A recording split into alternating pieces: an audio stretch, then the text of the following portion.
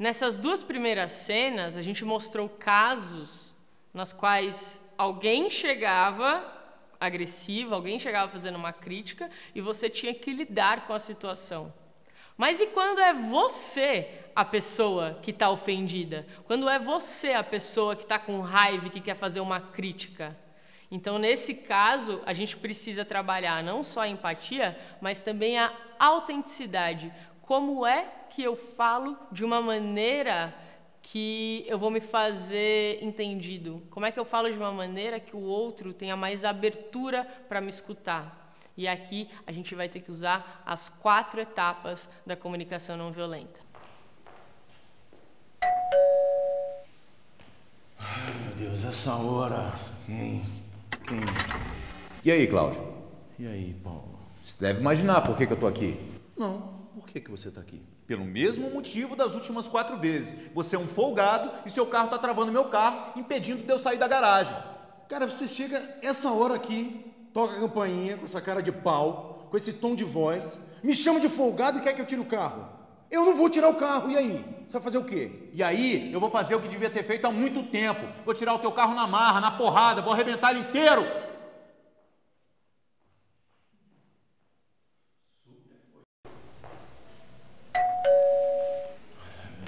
Essa hora, pelo amor de Deus. E aí, Cláudio? E aí, Paulo? Cláudio, a gente já quase brigou por isso. Mais uma vez, o seu carro está travando meu carro na garagem, me impedindo de sair, Cláudio. Não tem como eu não me estressar com isso, Cláudio. Tá bom, a Suzana já está saindo, ela tira o carro e resolve, pode ser? Cláudio, te agradeço. Talvez você não queira conversar sobre isso agora, até pelo histórico que a gente tem aí de desavença, desentendimento, já quase saímos no tapa, mas não precisamos ser melhores amigos. Somos vizinhos e eu entendo que poderíamos buscar aí um mínimo de convivência harmônica, de civilidade entre a gente, cara. Entendeu? Então, por isso que eu te proponho, a gente conversar sobre isso. Ah, eu tô aqui. O que você tem mais para dizer? Primeiramente, eu quero entender por que vocês deixam o carro de vocês travando meu carro, Cláudio. Tá bom, Paulo, eu vou tentar te explicar. A questão é a seguinte, a gente tem a pior vaga do condomínio, tá? Tem uma pilastra, nenhuma vaga tem uma pilastra que interrompe a sua manobra de ré, correto? É verdade. E a gente utiliza muito o porta-mala do carro, né, para fazer compra e outras coisas mais. E toda vez que a gente utiliza o porta-mala, a gente precisa deixar o carro, né, nessa posição que prejudica a tua vaga. Mas que eu lembre, a gente teve 4 momentos de brigas em função disso. 4. E a nossa vida, quer dizer, o cotidiano, o tempo inteiro, né, a gente precisa se adequar à realidade. E o pior de tudo, eu não pude estar presente na reunião que definiu essa questão do sorteio de vagas, né? Sorteio de vagas, não sei nem que critério foi esse. O fato é que sortearam, a gente ficou com a pior vaga e agora a gente tem que lidar com o cotidiano, problema de filha, doença, não sei o quê, e corre e volta e compra e paga e tal. E o quê? E o vizinho fica, né, magoado porque a vaga... É isso, basicamente são problemas mútuos que a gente tem na vida. Tá, eu não sabia disso, Cláudio. Eu até te peço desculpas daquelas 2 últimas vezes em que eu me exaltei, cheguei aqui muito estressado. Uma delas, eu estava muito atrasado no trabalho, e uma outra, minha filha estava numa situação urgente, Cláudio. E eu cheguei aqui já nem me propondo a conversar com você. Te peço desculpas por isso aí. E, sei lá, numa próxima reunião de condomínio... Não, peraí, eu penso que a gente pode pensar numa solução antes da reunião de condomínio, que é o que acontecia no lugar que eu morava antes. No condomínio lá tinha um esquema que era deixar a chave reserva do carro com o vizinho que tivesse algum problema com o carro. Enfim, eu posso deixar a chave reserva com você, na confiança, e você manobrar o carro caso precise. Não sei se isso resolve o problema. Pô, já ajudaria bastante, cara. Não preciso subir até aqui, falar contigo, gerar esse transtorno para mim, para você. Já me ajuda bastante. Mas, para além disso, eu acho sim que numa próxima reunião de condomínio a gente pode colocar isso em pauta aí, tentar resolver essa solução aí para ficar bom para todo mundo, né, cara? Certo. Tá? Cara, eu te agradeço, peço desculpa também e, assim, eu vou ficar mais atento também para essa situação, fora das questões, assim, da correria, eu vou tentar melhorar essa questão aí para a gente ter uma convivência mais harmônica. Bom, obrigado, Cláudio. Valeu, cara. Meu irmão. Bom dia para você. Valeu. O interessante dessa cena é perceber o quanto que a autenticidade pode levar a gente para um lugar de resolução e de conexão muito melhor do que o sincericídio. Então, na cena 1, o que ele estava fazendo é cometer um sincericídio, que é chegar na casa do vizinho e falar tudo o que ele pensa a respeito desse vizinho, que ele é um folgado, que, pelo amor de Deus, como é que pode, ele não tira esse carro da frente do carro dele. Então, ele acusa o vizinho de ser folgado. Em contrapartida, o outro vizinho vai acusá-lo do comportamento dele também. Mas olha o jeito que você chega para falar comigo, isso é jeito. E fica um acusando o comportamento do outro, sem entender o que é que pode estar por trás. Então aqui na segunda cena, na hora que ele decidiu ser autêntico, ele levou algumas das etapas da CNV para a conversa. Ele continuava estressado, mas ele tentou manter a sensatez. Então, vamos analisar quais foram essas etapas da comunicação não violenta que ele utilizou. Ele chega para conversar com o vizinho fazendo observações. Então, ele chega descrevendo o que é que está acontecendo entre eles. Então, ele fala, a gente já brigou várias vezes sobre isso, hoje o seu carro está de novo na frente do meu, a gente quase já se agrediu por conta disso. Tudo isso são observações. E é muito melhor você começar uma conversa usando uma observação, porque você dá um contexto sobre qual é o assunto que você quer falar, e evitar colocar as suas interpretações na sua fala. Porque ele poderia chegar dizendo assim, pô, você não presta atenção, cara, já é a terceira vez que a gente está tendo que discutir sobre esse assunto. Essa fala já tem uma interpretação. Você não presta atenção, já é uma interpretação minha. Eu, de fato, não sei o que está acontecendo do outro lado. O fato é, não é a primeira vez que a gente está conversando sobre isso, hoje o seu carro está de novo na frente do meu, e da última vez que a gente conversou com isso, a gente quase se agrediu. Então, isso poderia ter sido filmado com uma câmera. Então, o primeiro passo da CNV é você se atentar às observações. Depois, ele fala também do sentimento dele, que é nitidamente de que ele está estressado. Então, ele pontua esse sentimento e ele pontua também, em algumas das partes da conversa, que o outro também deve estar cansado dessa briga entre eles, também deve estar cansado com essa situação. E aí, quando ele começa a se esticar para compreender o sentimento do outro, ele está oferecendo empatia pelo outro. No momento que ele percebe que o cara está assim, tá bom, eu vou lá, vou tirar o carro, ô Suzana, vai lá tirar o carro para ele, ele percebe que o outro não está muito afim de conversar. E ele reconhece, talvez você não esteja muito afim de conversar agora, por conta de tudo que já aconteceu, né, entre eles. Então ele também está reconhecendo a necessidade dele de não ter muita conexão com esse vizinho. Essa coisa da empatia é o segundo passo da CNV.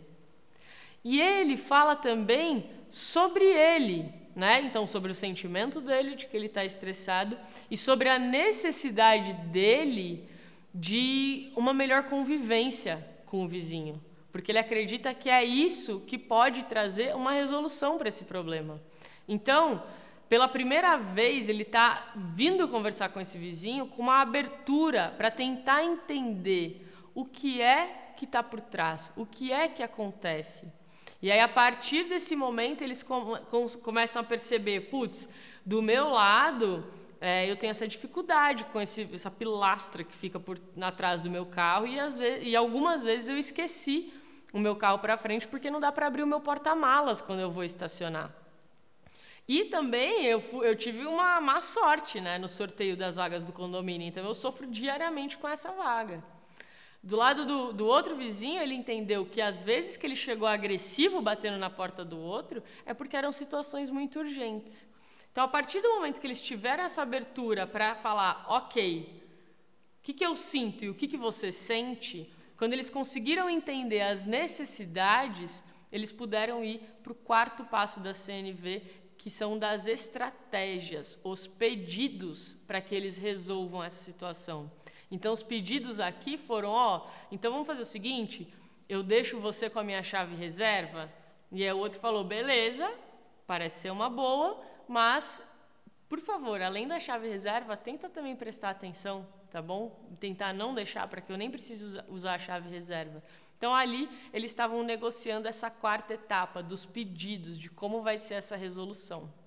Então, essas 4 etapas da CNV podem te ajudar e muito a colocar a comunicação não violenta em prática quando você é a pessoa estressada e você precisa comunicar algo, mas quer comunicar de uma maneira que os outros tenham abertura para escutar, como foi o caso desse vizinho.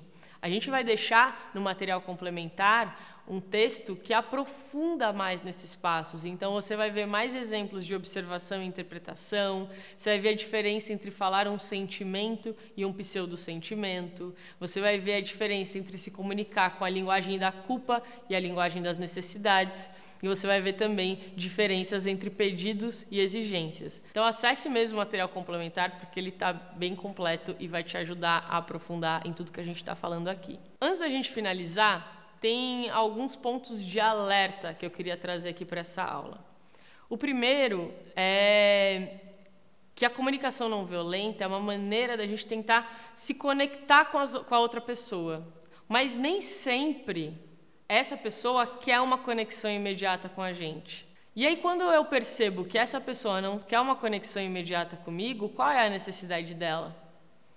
De distanciamento, de privacidade, de solitude, de tempo para pensar. Então, se eu estou de fato praticando a comunicação não violenta, eu não vou ficar insistindo na via da conexão, eu vou respeitar essas necessidades. Então, mais importante do que querer conversar sobre tudo é estar atento para as necessidades dos outros e poder respeitar esses momentos. E claro que isso vai envolver você ter uma profunda conexão com os seus próprios sentimentos e necessidades, para você oferecer para você mesmo coisas que às vezes os outros não vão poder oferecer. Então, às vezes você queria muito conexão, você queria muito resolver uma situação. Se essa pessoa não quer agora, então você vai ter que lidar com essa dor de agora, não vai ser possível que isso aconteça agora. Então, você vai ter que lidar com a rejeição. E aí, nesses casos, você pode usar a comunicação não violenta com você mesmo como uma maneira de oferecer uma autoempatia, né? O que foi que aconteceu, o que é que eu estou sentindo, quais são as minhas necessidades e quais são os pedidos que eu tenho para fazer para mim mesmo diante dessa situação. Uma outra ressalva é a gente lembrar do princípio do Marshall Rosenberg. Ele não queria que a gente usasse a comunicação não violenta como uma maneira de sustentar as injustiças que acontecem no mundo. Então, a gente está olhando para as necessidades humanas e a gente está entendendo que as necessidades humanas são universais, mas é muito importante também a gente olhar tudo isso com uma ética de entender. Embora os seres humanos sejam, sim, em algum nível todos iguais, eles também não são todos iguais. E a gente precisa sustentar esse paradoxo. Porque tem situações que a gente está lidando com seres humanos de diferentes lugares e que existe uma assimetria de poder entre eles. E a gente não usar a comunicação não violenta nessa situação ignorando essa assimetria. Então, a gente tendo clareza de que talvez esse grupo aqui tenha mais habilidades e ferramentas para comunicar as próprias necessidades e que esse não. Então, que a gente consiga olhar para essa situação e entender que é importante, à medida do possível, a gente tentar tornar essa situação como algo equivalente. Então, esse é um lembrete da gente praticar comunicação não violenta como uma maneira de também diminuir desigualdades, como uma maneira de sempre estar preocupado em garantir que as pessoas tenham oportunidades semelhantes de satisfazer as suas necessidades. Então, quando a gente perceber um desequilíbrio, quando a gente perceber uma assimetria, a gente tentar de alguma forma fazer com que um grupo que está menos privilegiado tenha também poder, tenha também voz de se expressar a favor das próprias necessidades. Então é isso, eu espero que vocês tenham gostado, espero que tenha sido um conteúdo útil, que você consiga colocar em prática na tua vida. E um lembrete de que comunicação não violenta é como aprender uma nova língua, você se aperfeiçoa na prática. Então, não é só porque você teve acesso à teoria que você vai conseguir sair falando inglês ou sair falando espanhol. Você precisa praticar. A mesma coisa com a comunicação não violenta. Então, eu espero que você tenha bons momentos para praticar, que você consiga, a partir de agora, olhar para situações de conflito como uma oportunidade de praticar o que você aprendeu e que você consiga ter boas conversas. Obrigada.